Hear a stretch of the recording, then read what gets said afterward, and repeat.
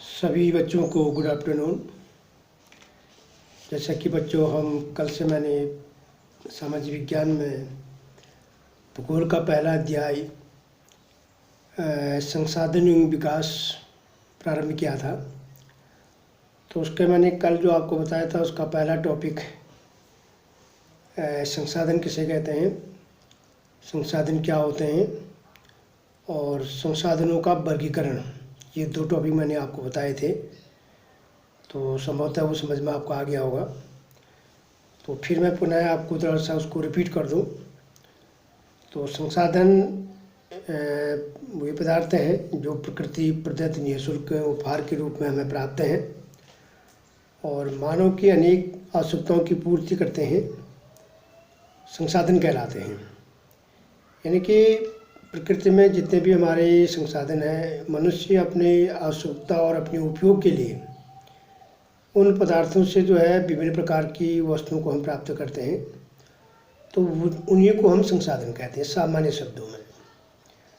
तो संसाधनों का सही ढंग से अध्ययन करने के लिए मैंने वर्गीकरण आपको बताया था।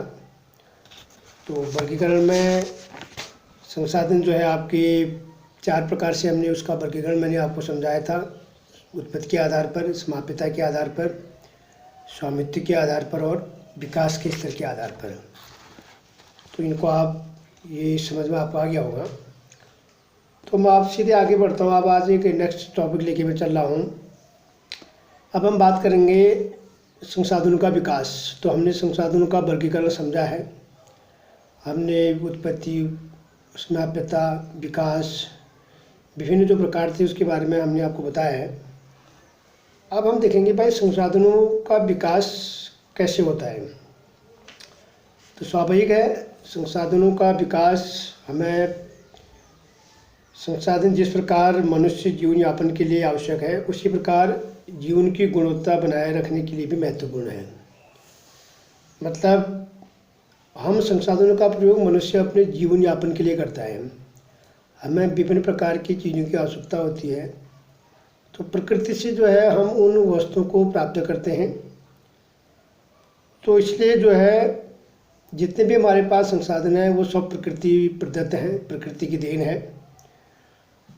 तो लेकिन जिस तरह से मनुष्य ने अपने आज के इस आधुनिक युग में, मनुष्य एक लालची प्राणी होता है, एक स्वार्थी प्राणी होता है। तो जिस तरह से हमने अपने विकास के लिए या अपने लालच के लिए अपने अपने संसाधनों का अंधाधुंध विदोहन किया है, तो उससे जो है बहुत बड़ी समस्याएं पैदा हो गई है। उसका खामियाजा हम देख रहे हैं आज हमारी प्रकृति में। ग्लोबल वार्मिंग से लेकर जितने प्रकार की भी समस्याएं हैं आज की डेट में, जैसे आप महामारी देखें, समझ गए, तो कहीं ना कहीं चलो जो भी इसका रीज़न रहा है, जो भी है वो तो विज्ञान साइंस उसके लिए खोज कर रहा है। लेकिन अगर इस प्रकार की बीमारियां, इस प्रकार का एक प्राकृतिक पूरी जो समस्याएं जो पैदा हुई हैं वो हमने अपने प्रकृति के साथ जो हमने छेड़छाड़ की है, जब हमने उनका बहुत अधिक मात्रा में विदोहन किया है, तो उसका दुष्परिणाम हमको आज भुगतना पड़ रहा है।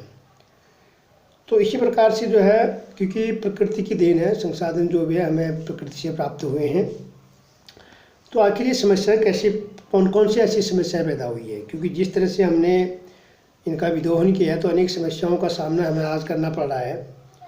तो पहली जो समस्या, सबसे पहली चीज़ है, हमको इस संसाधनों से जब देखा तो समाज को 2 हिस्सों में बांट दिया गया है। मतलब इस समस्या ने जो है मनुष्य ने अपने लालच और अपने उसके कारण जो है समाज में जो है सबसे पहले तो लालच सबसे बड़ी चीज़ है, सबसे बड़ी समस्या लालच। आदमी का पेट नहीं भरता है। मतलब कहने का मतलब है कि हम कभी भी जो है जो प्रकृति प्रदत्त चीज़ें हैं तो उससे हमारा जी नहीं बढ़ता है। तो मतलब हम अपना विकास के लिए, अपने सेल्फ उसके लिए जो है हम उनको, हमारी इच्छाएं बढ़ती रहती हैं। तो इस प्रकार से जो है संसार, और एक समस्या तो ये हो रही है। दूसरी समस्या क्या हो रही है कि इसने संसाधन जो भी है जितने कुछ ही लोगों के हाथ में है, मतलब इसका मतलब यह है कि संसाधन जितने भी हैं उसका सही ढंग से क्या नहीं हुआ है, न्यायोचित वितरण नहीं हुआ है, सही ढंग से डिस्ट्रीब्यूशन नहीं हुआ है। तो जिसके कारण हमारे समाज के 2 हिस्से हो गए, एक अमीर और गरीब। मतलब अमीरी और गरीबी में जो है हमारे समाज को उसने बांट दिया है, क्योंकि संसाधनों का ज़्यादा प्रयोग वही कर रहा है जो धनाढ्य हैं या जो मुट्ठी भर लोग हैं, समझ गए, तो इसके कारण जो है एक बहुत बड़ी खाई पैदा हो गई है। अमीरी और गरीबी की जो है इस समस्या आ गई है, समाज को 2 टुकड़ों में बांट दिया गया है। तीसरी जो समस्या आ रही है वो है वैश्विक पारिस्थितिक संकट। मतलब हमारा जो ग्लोबल जो एक समस्या पैदा होगी है, जो ग्लोबल संकट जो है, तो ये पारिस्थितिक संकट पैदा हो गया है। इस पारिस्थितिक संकट से जो है वही बात हम आ रहे हैं, जैसे कि पृथ्वी का तापमान है, ओजोन परत है, उस पर नुकसान हो रहा है, और पर्यावरण प्रदूषण है, भूमि का निम्नीकरण है, महामारियां हैं। तो ये जितने भी चीज़ें हो रही हैं, ये हम अपने संसाधनों का विदोहन करके, संसाधनों का अंधाधुंध शोषण करके आज हमने अपनी पृथ्वी को एक संकट पर खड़ा कर दिया है, जहाँ पर जीवन का अस्तित्व ही संकट में है। मतलब इस प्रकार की चीज़ें हो रही हैं। आज अभी आप देख रहे हो, अभी पूरी दुनिया ठहर जैसी गई है, यानी एक छोटे से वायरस ने जो है, भले ही वो उसकी उत्पत्ति या कैसे वो आया वो तो एक जांच का विषय है, पर लेकिन हमने पूरी दुनिया ने क्या किया है अपने विकास के लिए, अपने अंधाधुंध विकास के लिए जो है हमने जो है अपने प्राकृतिक चीज़ों का जो है बहुत ज़्यादा क्या कर दिया है, शोषण किया है, या प्राकृतिक चीज़ों का हमने उपयोग किया, और जिसके कारण जो है प्राकृतिक पारिस्थितिक संकट पैदा हुआ है। ये संकट आज वही चीज़ आई है, तापमान की कहे, ओजोन संकट है, पर्यावरण की समस्या है, बीमारियां देखो, कितनी चीज़ें समस्या आ रही हैं, तो ये पैदा हो गया है। तो इसलिए मानव जीवन की गुणवत्ता और विश्व शांति बनाए रखने के लिए, तो इसका मतलब यह है कि अगर हमें इस पृथ्वी को बचाना है, अगर हमें अपने जीवन की गुणवत्ता को यदि बनाए रखना है, तो हमें जितने भी हमारे पास संसाधन हैं उनका न्यायोचित बंटवारा होना बहुत ज़रूरी है। जब तक सही ढंग से बंटवारा नहीं होगा, जब से सही ढंग से संसाधनों का क्या नाम कहते हैं एक नियम कानून नहीं बनेंगे, तो तब तक जो है ये खतरा पैदा होते रहेगा। मतलब प्रकृति में जो है, पृथ्वी में अनेक संकट आते रहेंगे। अभी आप देख ही रहे हैं कि लगभग 2 लाख से ज़्यादा लोगों की मृत्यु हो चुकी है इस महामारी में। तो इस तरह के इतिहास गवाह है, यह आज नहीं, जब से आपका औपनिवेशीकरण, साम्राज्यवाद, विज्ञान और अहम जिस्म आया, जिस प्रकार से चीज़ें हुई, तो इस प्रकार का ये संकट लगातार बढ़ता ही गया है। तो इससे जो है तो जितने भी हमारे संसाधन हैं उनका न्याय संगत बंटवारा होना बहुत ज़रूरी है, क्योंकि अगर हमें शांति व्यवस्था बनाए रखनी है, गुणवत्ता बनाए रखनी है, और जिस प्रकार से हमारा ये संसाधनों का दोहन हो रहा है उस पर अंकुश लगाना बहुत ज़रूरी है। अगर जिस गति से हम प्रकृति का संसाधन का उपयोग कर रहे हैं, तो आने वाले समय में जो है पृथ्वी जो है खतरे में है, ये आप मान के चलिए, समझ गए। क्योंकि जिस तरह से पृथ्वी में खतरे में, ये खतरा शुरू है, ये शुरुआत है, हम देख रहे हैं, क्योंकि ये पहले भी है हुआ है, और आज की डेट में आज बिल्कुल वर्तमान के परिप्रेक्ष्य में आप देखिए, क्योंकि पूरी जो है पृथ्वी में जो जीव है, जो प्राणी है, सबसे बड़ा सामाजिक प्राणी मनुष्य है, यानी है। तो हम अपने पृथ्वी को, अनेक प्रकार की घटनाएँ होती हैं पृथ्वी में, कभी कभी क्या प्राकृतिक आपदाएँ होती हैं, तो ये सब उसी का परिणाम है, समझ गए। हम कहने को कहा जाता भूकंप आ गया या आपदा आ गई, ये भी एक अभी आपदा ही है, एक पेंडेमिक जो इस प्रकार की जो चीज़ें आई है, इसको भी आप एक आपदा की श्रेणी में रखा गया इसको, यानी है।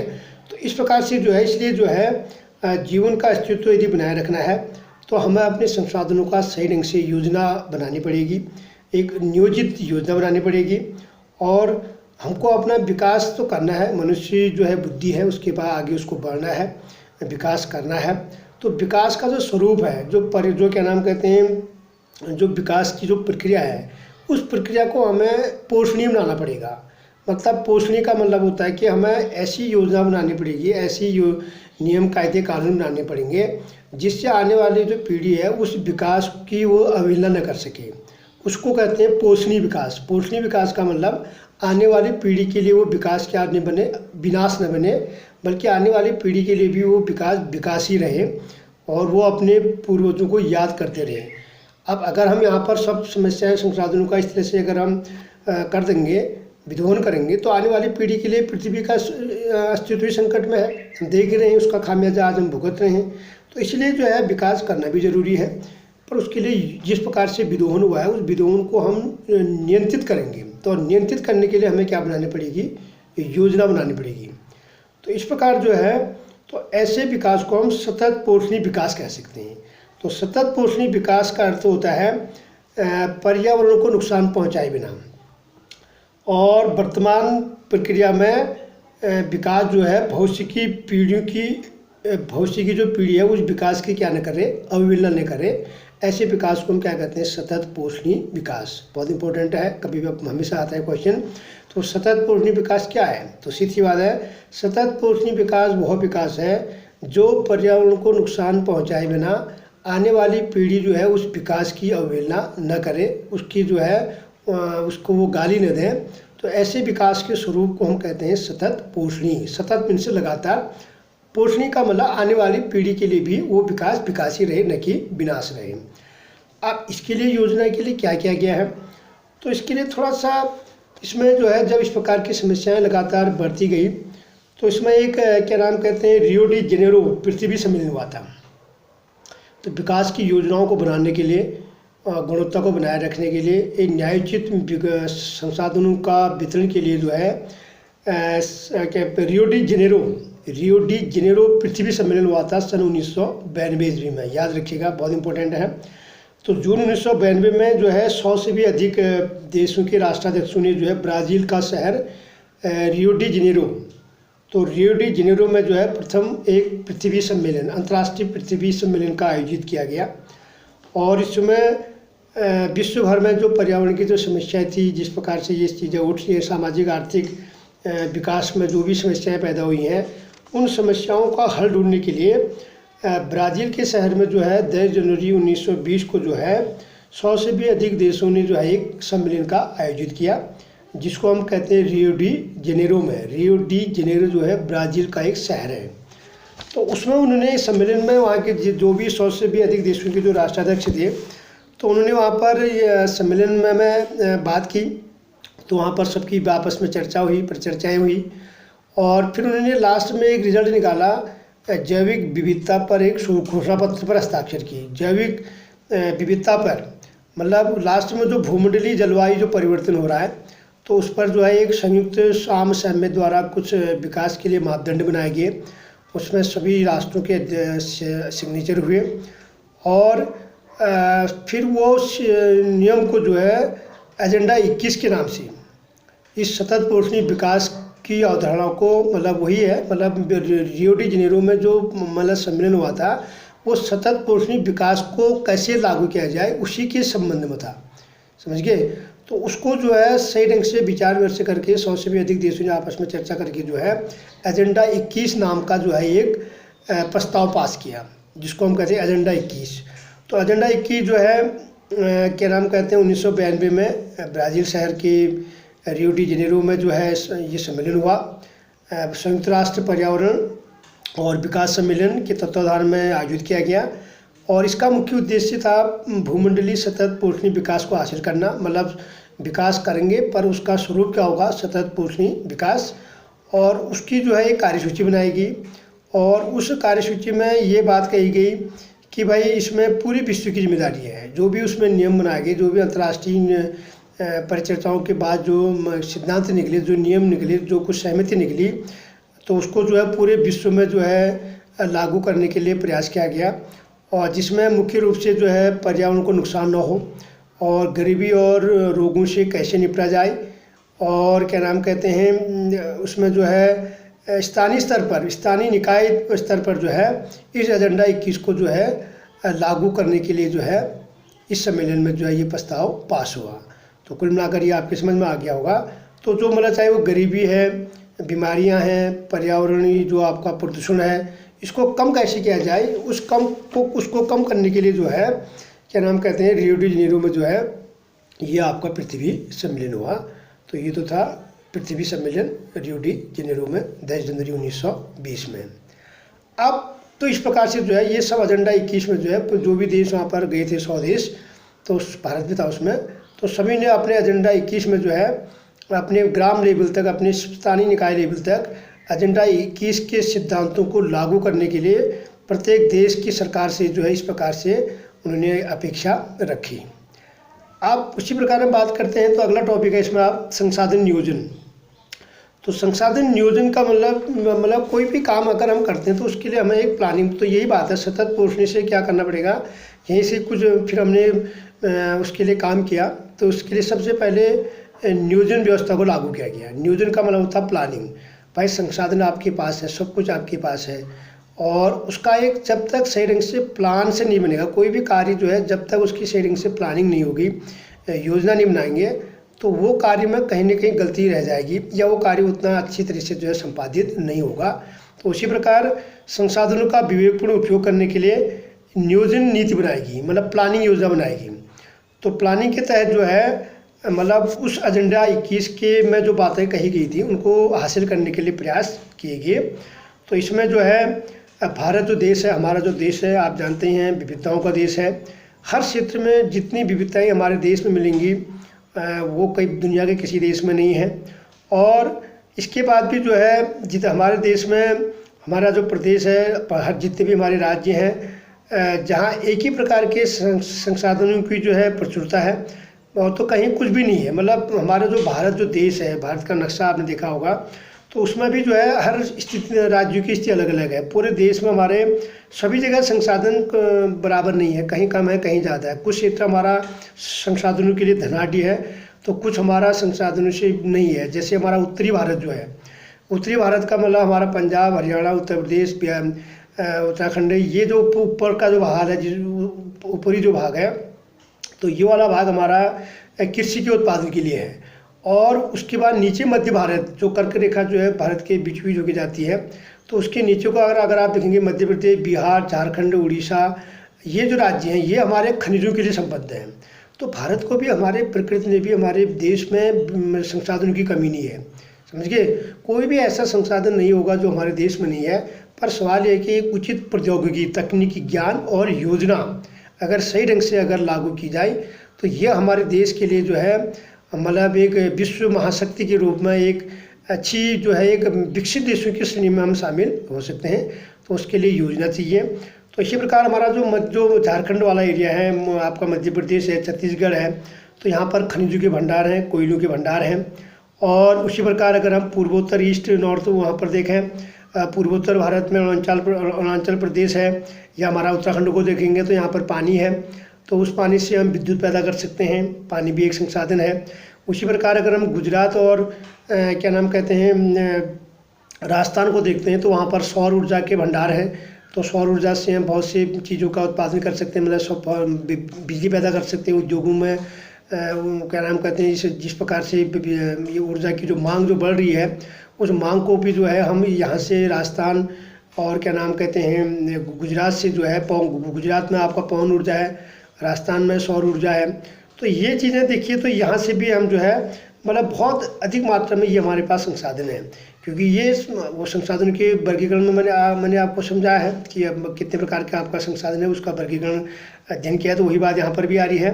तो इसलिए जो है कुछ ऐसे क्षेत्र भी हैं जहाँ पर बिल्कुल मरुस्थल है। जैसे राजस्थान का कुछ ऐसा एरिया है जो मरुस्थलीय क्षेत्र है, काफ़ी गर्मी भी है, तो वहाँ सूर्य की किरणें सीधी पड़ती हैं, तो वो ठीक है, उससे हम सौर ऊर्जा के लिए अच्छा साधन है, संसाधन है। पर कुछ क्षेत्र आपका मरुस्थलीय भी है। तो कुल मिलाकर यह है कि हमारे जो देश है, हमारे अपने देश की अगर हम बात करें तो राष्ट्रीय, प्रांतीय और प्रादेशिक स्तर पर जो है संतुलित संसाधन योजना की आवश्यकता है। मतलब हमारे देश में संसाधनों की कमी नहीं है। तो पूरे देश से लेकर, प्रांत से लेकर और स्थानीय स्तर पर जो है हमें अपने जो है संतुलित संसाधन नियोजन की आवश्यकता है। अगर हम सही ढंग से योजना बनाएं, प्लानिंग बनाएं, तो हम जो है बहुत कुछ हासिल कर सकते हैं। तो उसके लिए जो है कैसे हमारे देश में वो किया, तो ये तो बात थी नियोजन मतलब प्लानिंग, आप समझ में आ गया होगा। तो प्लानिंग में जो है हमारे देश में जो है पंचवर्षीय योजनाओं के माध्यम से जो है योजना बनाई गई। 1951 से जो है पंचवर्षीय योजना लागू की गई। देश में जो है 5-5 साल के लिए जो है रिकॉर्ड मतलब बनाए गए, उद्देश्य बनाए गए, उन उद्देश्यों को हासिल करने का प्रयास किया गया। तो उसी प्रकार जो है भारत में संसाधन नियोजन, तो भारत में संसाधन नियोजन, तो नियोजन तो हमने बोल दिया कि भाई ये तो नियोजन है, कैसे आप लागू करेंगे। पर नियोजन अपने आप में एक जटिल प्रक्रिया है। तो मुख्यतः जो है जिसमें अनेक उसके सोपान हैं। नियोजन बनाना, योजना बनाना बहुत बड़ा होमवर्क करना पड़ता है, बहुत सी प्लानिंग बनानी पड़ती है, योजनाएं बनानी पड़ती है। तो ये जो चीज़ है ये अपने आप में एक प्रक्रिया जटिल है। तो देश के विभिन्न प्रदेशों में सबसे पहले तो काम ये होता है कि हमें नियोजन अगर हम लागू करते हैं, योजनागत तरीके से अगर हम काम करना चाहते हैं, तो पहला हमारा कार्य होगा कि हम अपने प्रदेश में संसाधनों की पहले हम क्या करेंगे, पहचान करेंगे। कहाँ कहाँ किन प्रदेशों में कौन कौन से हमारे पास संसाधन हैं, उसकी सूची बना सकते हैं। और उसके बाद जो उसका वैज्ञानिक हमारे मतलब उसका क्षेत्रीय सर्वेक्षण होगा।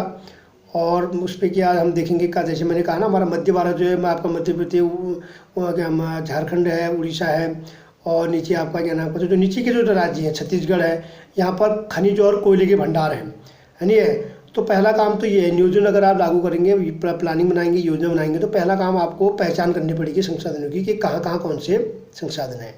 दूसरा मुख्य काम क्या है कि हमारे पास प्रौद्योगिकी होनी चाहिए। भाई मानवीय संसाधन होना ही परिपूर्ण नहीं है अपने आप में, मानवीय संसाधनों का होना भी बहुत ज़रूरी है। तो हमारे पास उस योजना को लागू करने के लिए हमारे पास अच्छी टेक्नोलॉजी होनी चाहिए, हमारे पास औद्योगिक कौशल होने चाहिए, हमारे पास संसाधन नियोजन होना चाहिए, हमारा अच्छा ढांचा होना चाहिए, इंफ्रास्ट्रक्चर अच्छा होना चाहिए। और तो इसके द्वारा ही जो है हम अपने संसाधनों का सही ढंग से एक वैज्ञानिक तरीके से हम उसका उपयोग कर सकते हैं। तो आज़ादी के बाद जो है हमारे देश में, जब देश 1947 में आज़ाद हुआ, तो उसके बाद जो है देश में पंचवर्षीय योजनाओं के माध्यम से जो है इस प्रकार से जो है योजनाओं को लागू करने का प्रयास किया गया।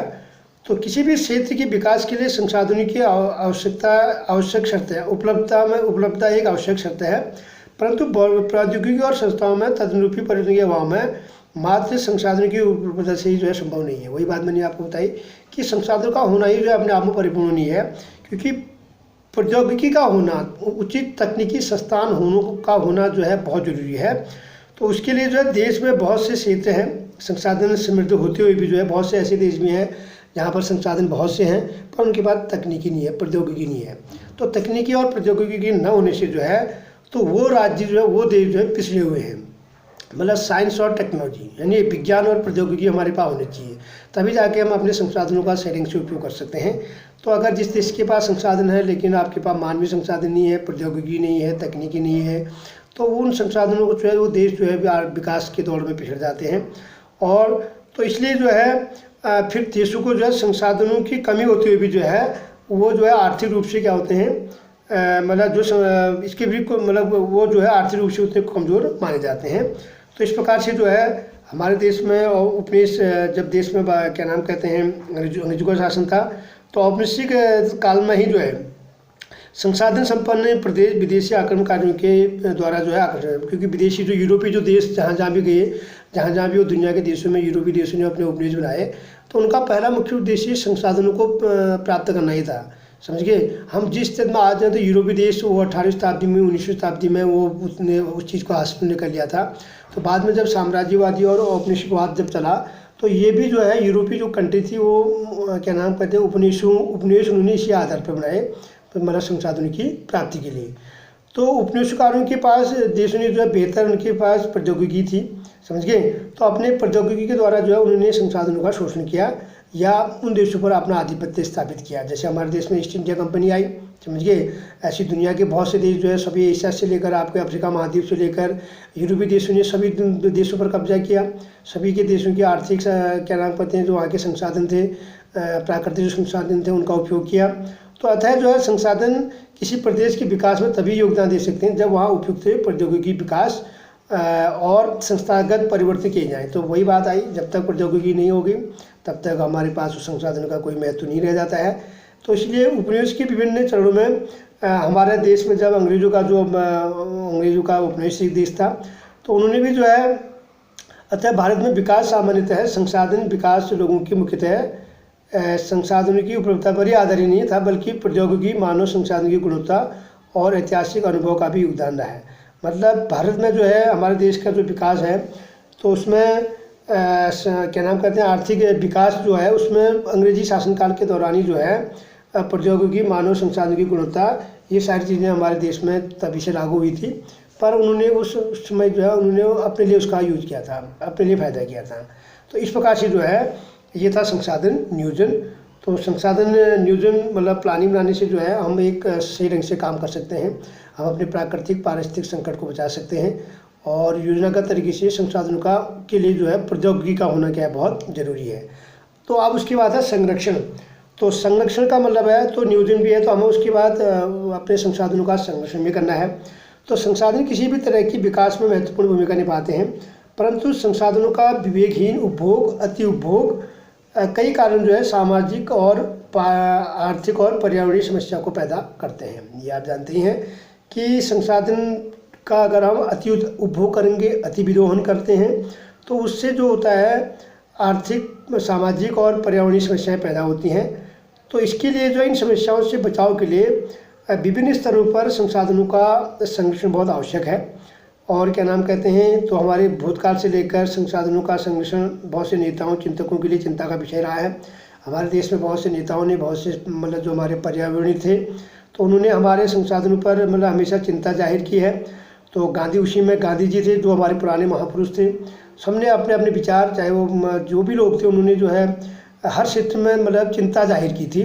आज वो जो है प्रासंगिक है। आज मतलब आज के दौर में, चाहे वो किसी भी रूप में, जो भी समस्याएं आज विश्व कर रहा है, क्या नाम कहते हैं, चाहे भारत कर रहा है या दुनिया के जो भी देश कर रहे हैं, तो पुराने महापुरुषों ने जो बात कही थी वो कहीं ना कहीं आज के इस 21वीं शताब्दी में जो है वो सही साबित हो रही है। तो इसी प्रकार गांधी जी ने भी जो है इस प्रकार के औपनिवेशिक काल से हमारे देश में संसाधनों का विदोहन हुआ था। काफ़ी मतलब द्रुत गति से जो है अंधाधुंध, क्या नाम कहते हैं, उसका विदोहन हुआ।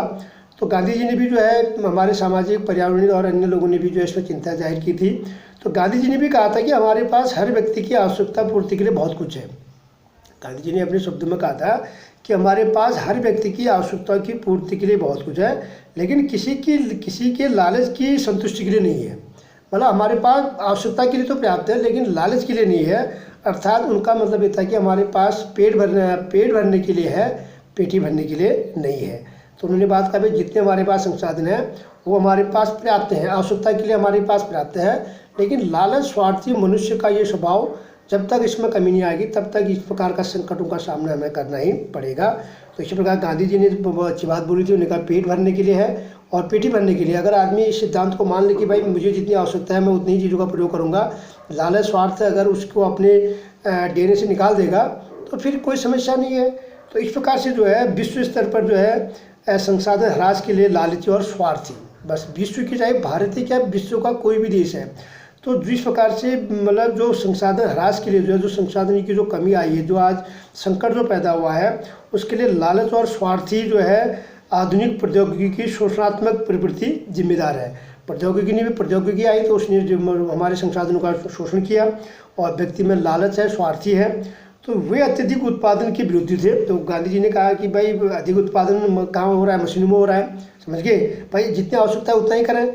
तो इसलिए जो है इसके स्थान पर जो है अधिक बड़े जन समुदाय द्वारा उत्पादन के पक्ष में थे। उन्होंने कहा भाई जन समुदाय के जो है अधिक उस पर काम कर सकती है, क्योंकि कारखानों में जो अति उत्पादन होता है और फिर प्रतिस्पर्धा होती है, फिर एक ही प्रकार की चीज़ें बहुत से लोग बनाते हैं।